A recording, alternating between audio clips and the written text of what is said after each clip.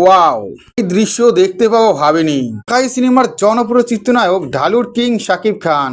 শাকিব খান মানেই চমক, একের পর এক চমক নিয়ে হাজির হয় এই চিত্রনায়ক। আসছে ঈদে শাকিব খানের প্রিন্স মুভিটি মুক্তি পেতে যাচ্ছে। ইতিমধ্যে শাকিব খানের প্রিন্স মুভির ট্রেলারটি মুক্তি পেয়েছে। ট্রেলারটি দেখে সবাই তাকে প্রশংসায় ভাসিয়েছে, যেখানে হলিউডের নায়কের মতো দেখা গেছে শাকিব খানকে। হলিউডকে ছাড়িয়ে অ্যাকশনে নাম লেখালো এই চিত্রনায়ক।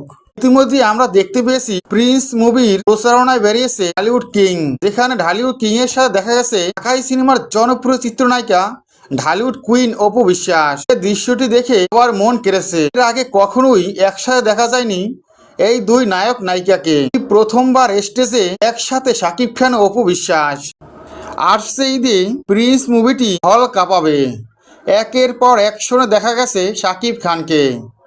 হলিউড ছাড়িয়ে অ্যাকশনে শ্রেষ্ঠ আমাদের কিং শাকিব খান।